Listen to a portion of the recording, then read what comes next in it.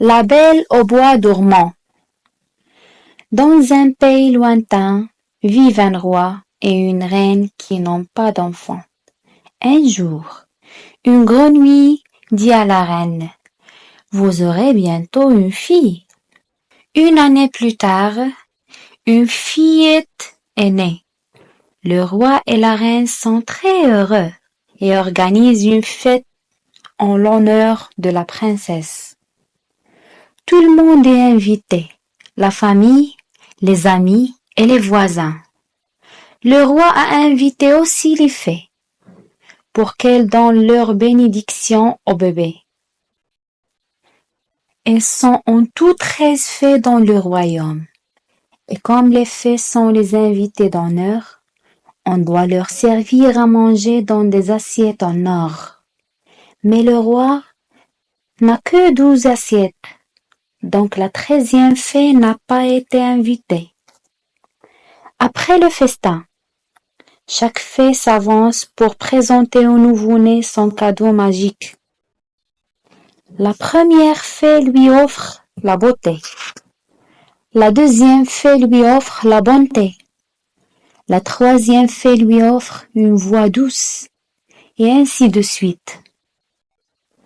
Chacune réalise son vœu en se servant de sa baguette magique. La 13e fée devenue sourcière apparaît subitement rouge de colère. Quand la princesse aura 16 ans, s'écrie-t-elle, je la piquerai au doigt avec un fuseau et elle mourra. Puis elle part, furieuse.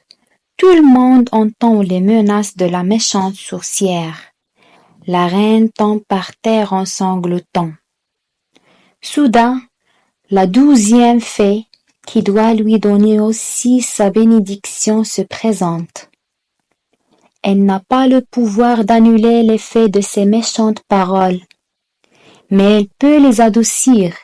Elle dit donc: La princesse ne mourra pas, mais quand elle sera piquée au doigt avec le fuseau, elle s'endormira pendant 100 ans et se réveillera seulement quand un prince charmant viendra l'embrasser. Le jour suivant, le roi ordonne qu'on détruise tous les rouets et les fuseaux du royaume. Au fil des années, la princesse grandit et devient aimable avec tout le monde. Le matin de son 16e anniversaire, la fille du roi monte au sommet de la tour du château. Pendant qu'elle explore l'endroit, elle voit une vieille femme assise dans une pièce, tournant une grande roue. C'est en fait la 13e fée. La vieille femme invite la princesse à essayer de faire tourner le rouet. Aussitôt que la princesse touche la roue, le fuseau la pique au doigt et elle tombe évanouie. Le roi est accablé par ce malheur. Il appelle la bonne fée pour l'aider. La fée met le château entier dans un sommeil profond, pour que la princesse ne soit pas seule à dormir. Ils se réveilleront tous avec la princesse, dit-elle. Et chose étrange, les gardes aussi s'endorment. Les chevaux s'endorment dans les écuries et les chiens dans la cour.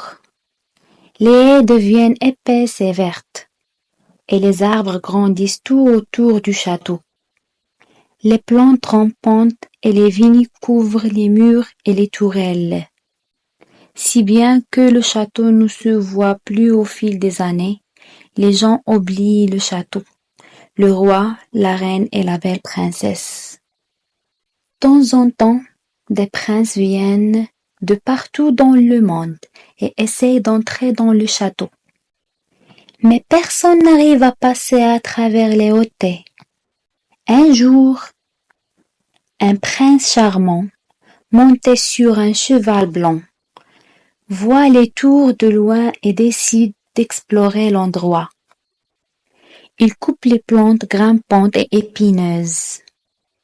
Les haies et les branches épaisses, et atteint enfin le château.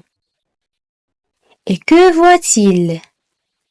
Sur le toit, les oiseaux dorment, leurs têtes cachées sous leurs ailes.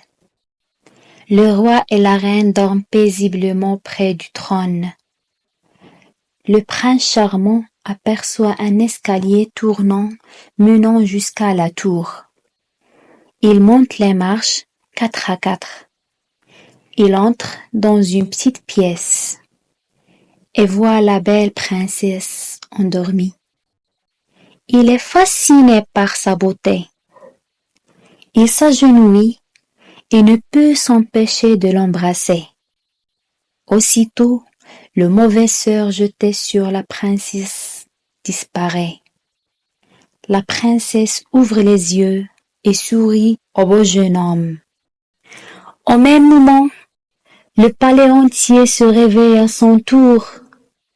Le prince demande au roi la main de sa fille. La princesse tombe amoureuse du prince charmant. Tous deux se marient et vivent heureux toute la vie.